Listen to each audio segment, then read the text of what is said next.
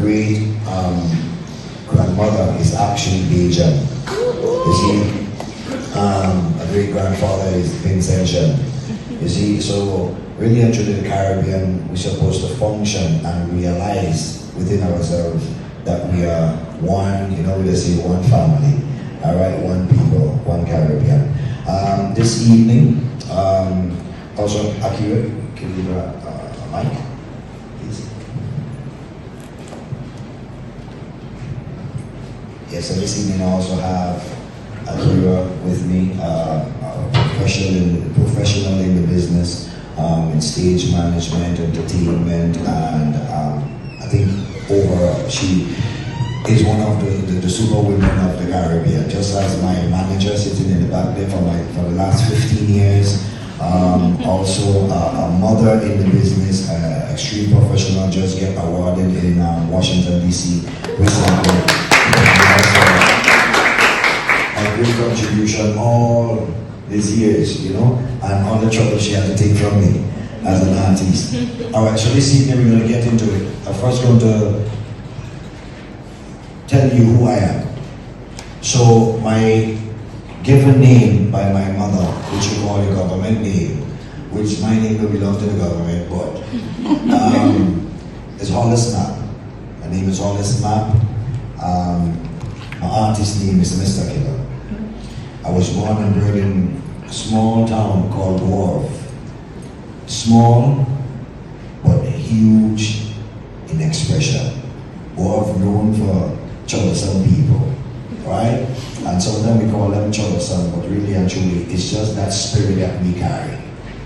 And growing up in Wharf, it wasn't the easiest journey becoming an artist, because there is some places you will go to in the Caribbean and realize the people are very expressive. So they were quick to tell you, what you're doing there is real stupidness. That what you're doing there wouldn't work. Stop beating up yourself. What you're making all that noise about. So I always say that I did not choose music, but music chose me. And why I say that, at the age of 3, I remember there was a little tape where my mother and them used to play and they used to laugh. I was fighting with my sister to record on one of those little recorders that they have back then. And then I was around 7 years and my mother had this, that was her first little TV, which is a little black and white TV. After some of you guys may not know that TV, or they have nice flat screen these days. But back then, you would have to climb the house and turn the antenna to get signal, and then there's knobs, you have to turn that knob, and the back of the TV long so like you're pregnant. So, and it was black and white at the time, not all this beautiful color that you have, but on that TV, the first thing I saw was a Superman show. And at the time, Superman was still wearing short pants, and I wanted to fly. So as a child, you're around 7 years, you don't see the impossibilities. That is why it is so important when you are young to actually harness that energy of the mind, especially the parents putting in that time into the kids when you know that your kid expressing some sort of creativity. I wanted to fly, so I jumped off of the house with the umbrella, all kind of thing I tried, and I quickly found out I couldn't fly. But the next thing I saw on television was a Michael Jackson show. And when I saw Michael Jackson, I couldn't stop dreaming. I couldn't stop dance. So I would go to school and I always dance and I always sing and beating the table. They would beat me for beating the table and I'd beat the table again the next day. And then when I go home, I run away to go and see, you know, the fellas down the road who actually buy the barber shop singing and stuff like that, and I would get licks again for that. So for a long time I was getting licks for running away from music.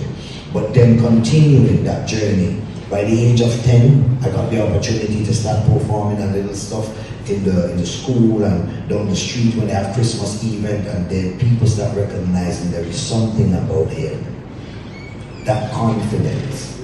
And as time go along, I became the first to win. No problem. Alright? So before you know it, I became the first to actually win I would say the national talent search that they have in my country. And I started to win every competition after that.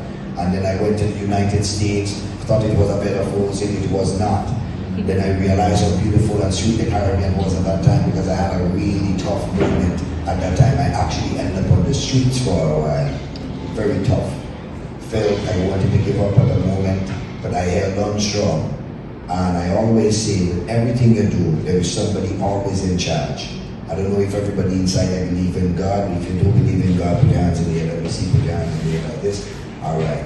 So, he that is in charge, with the guidance of my mother and what she instilled in me, I found my way and I go back home.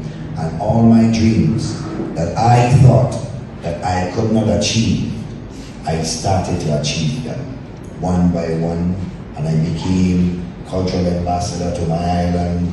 I became the first outsider to win the international soca monarch in Trinidad, and then I would win all the awards that you could think about that the Caribbean would have for music and things like that and beyond. So that's just a little bit about me.